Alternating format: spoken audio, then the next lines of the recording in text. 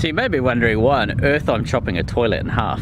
The reason is actually relatively straightforward and simple.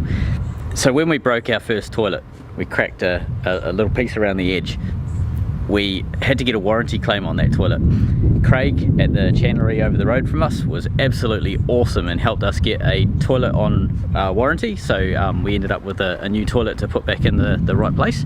However, he was able to convince the company that sells the toilet that they don't need the old one back.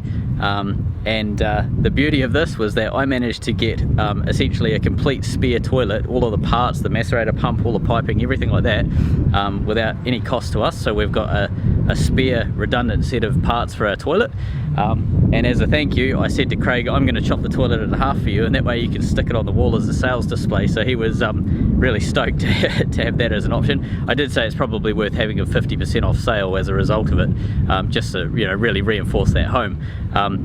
Yeah, that's why we're chopping a toilet in half. So I'm going to jump in the cofferdam now. So I need to flapper off some paint that's on the fuel tank so that I can weld a stainless bracket that Adam is building. That bracket holds the water pump, so that we can obviously drain the water tanks and push all of the water up into the kitchen, and then from there it gets dispersed through the boat. So yeah, first steps first, let's go and have a look at this bracket, and then get all of our gear down here so that we can start welding in this stainless to mild. Okay, so making a bracket to fit the water pump onto the wall. Basically it'll be a stainless bracket with bent sides that'll be welded to the wall with nuts on the back to bolt the water pump to. This will be the main transfer the water up to the kitchen and everything. So we'll just mark the footprint.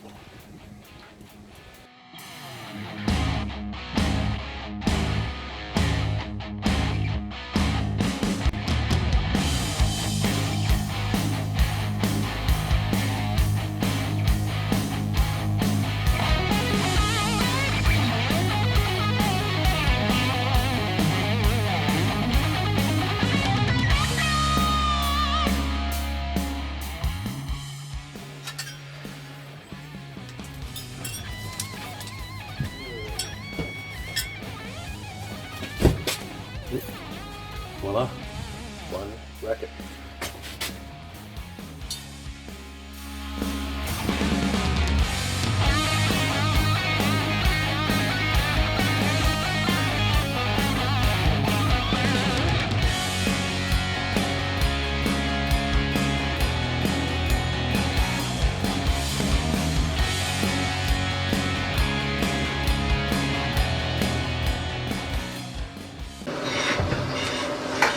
Okay, so today I'm fitting the vents for the water tank. So below me, I'm in the kitchen right now, and below me are the water tanks, one on either side of the boat. I've fitted the filler neck, so that's an 1.5 inch diameter, basically plug on the deck that I can connect with rubber pipe or clear plastic pipe between the two stainless steel pieces. I've now got to do exactly the same with the water vent. So each tank has a filler neck, which is basically just a threaded on bung with a plastic pipe that goes through essentially to the water tank, and then exactly the same, but instead of having a plastic bung, it has a U fitting at the top so that it can vent air into the tank. So as you drain the tank, you've got to let air into the tank, and the U fitting basically just stops water from sort of surging up and getting into the tank and so on. So that's what I'm creating today. I'm putting the vent in.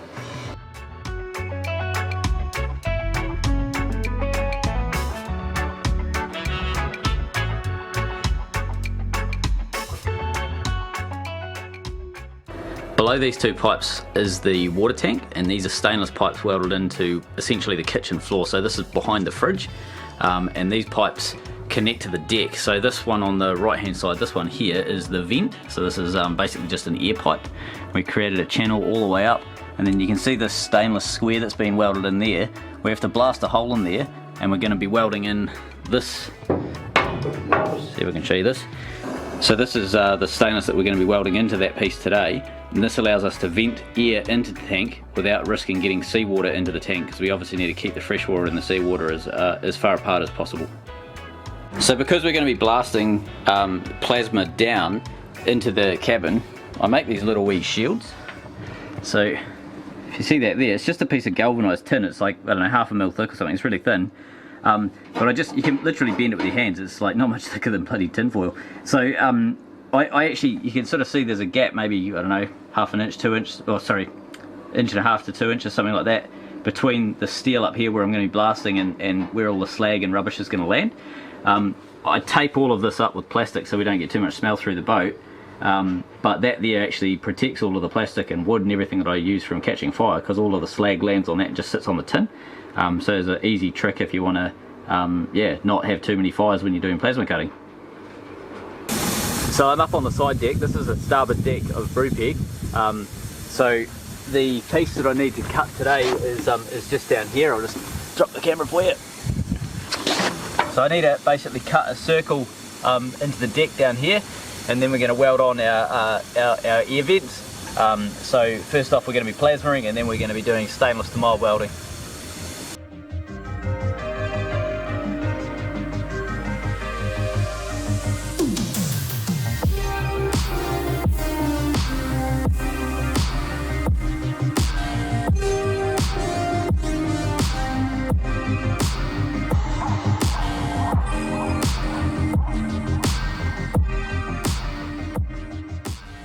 Okay, so we've blasted out the holes and everything that we need. I now need to go and weld on the bottom of my stainless pipe that we've had bent up. I need to weld on a hose tail so that we get the plastic pipe on routinely and not have it be a dodgy fitting or anything like that. So I'll go down and we'll machine up that so that we can get that on, weld the pipe and the hose tail together, and then we'll start assembling it into the deck.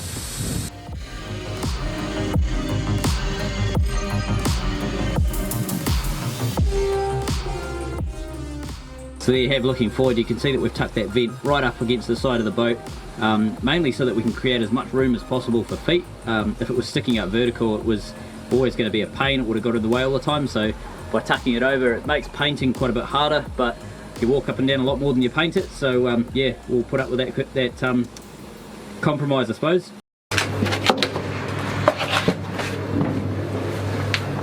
So this is actually how it came up. So push my little bit of tin out of the way, but it gives you an idea. Came up alright, I'm happy with that. So relatively easy access to get the pipes on around there, easy enough to paint, and yeah, that should work for a few years. Alright, so everything's all basically welded in, it's in position. I'm fitting up the plastic pipe that we're using to fill the tanks. So there's a couple of different types of plastic pipe you can get. This is just the clear, cheapest chip stuff.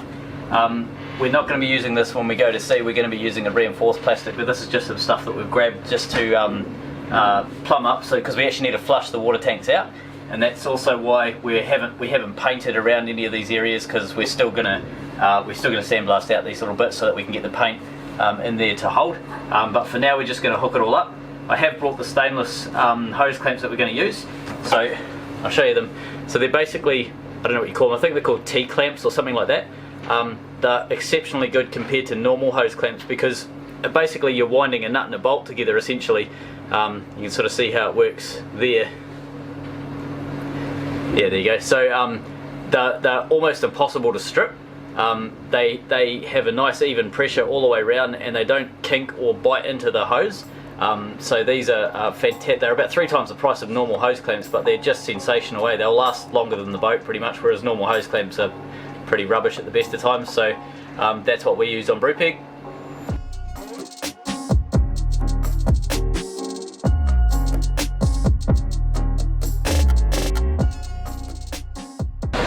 This gives you a really good idea of when you tighten these hose clamps up, how they work. So basically you're just pulling these two things together, just as you imagine you would in a normal hose clamp, but in this case it's a really visible way of doing it.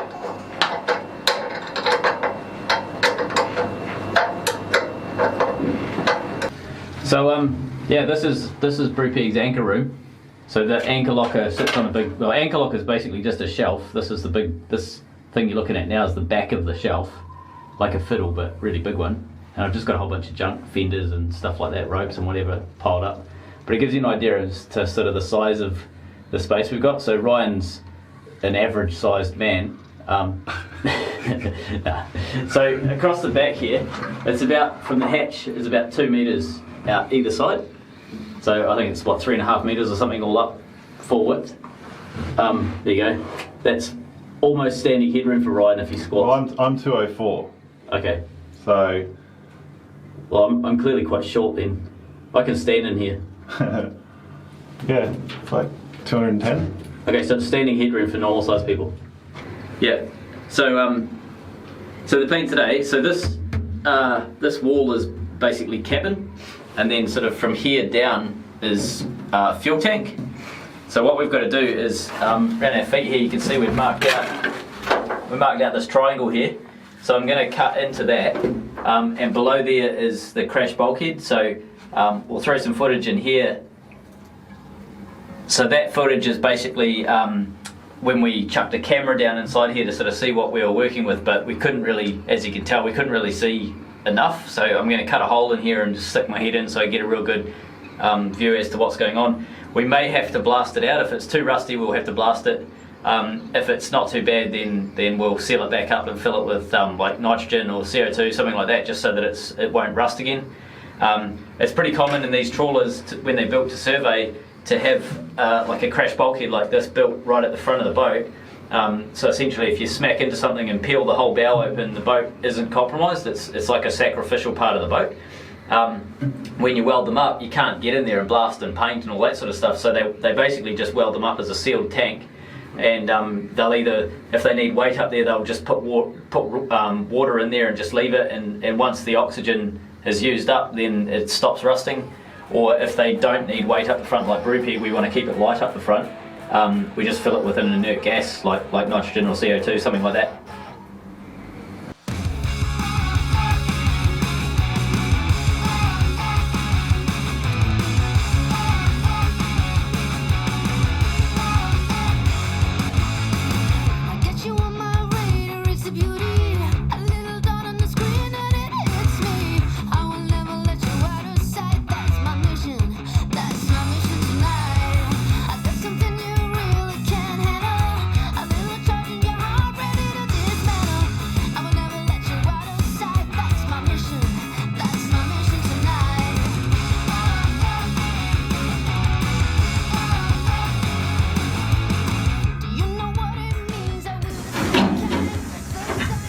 Ready?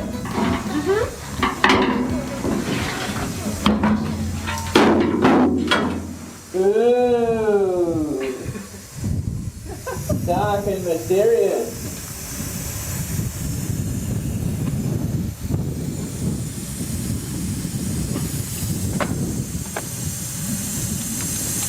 I should have brought a torch up. I'll go and get one. That's recording.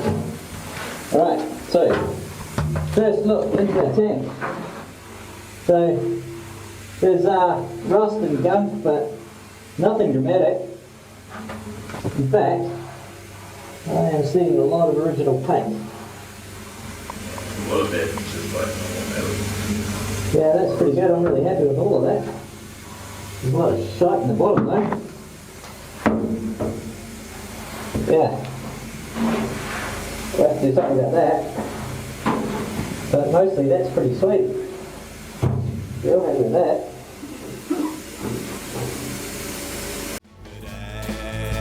As I go, I'm working on this.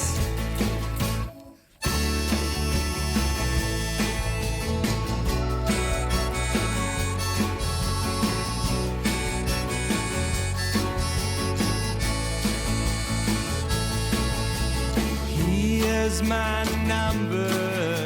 If I'm just a number, then take my number. I'm counting on this.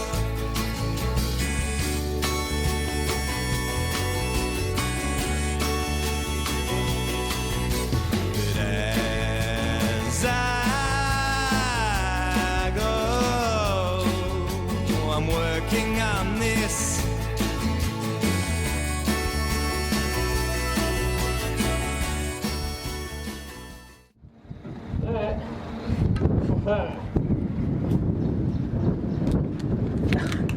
That weld's never coming off. Maybe. Bloody hell. Righto, so we've checked inside that tank, the crash bulkhead, and there's a small amount of rust in there, but that's normal for basically a sealed up tank that's 40 years old. But yeah, I'm really stoked with how it looked inside. It was like really good in terms of condition and stuff like that. So we've gone and cleaned everything out. I've vacuumed it completely bone dry again, and yeah, we've gone and welded it up. So there's a little bung in the corner which we originally put the camera down through. I'm just going to leave that. I'm happy with that. I don't need to get into that tank again. If I have to get in there, something major's gone wrong, so I'm happy to just weld that rather than put a flange on it or anything like that. What else we're going to do? So the only thing left to do on this is nip into town and grab a bit of nitrogen or CO2, something like that, whatever's cheapest, and then we'll fill that void up with that so that it just prevents any rust from sort of any major rust or anything from forming. But even if we left it, it would be fine, because once the rust has turned all of the oxygen sort of inert, it stops rusting, and that's pretty normal inside these sort of steel tanks. But yeah, I'll just put it with fill it with an inert gas to start with, just so I can minimise any future rust. So that's us all done. Thanks for watching.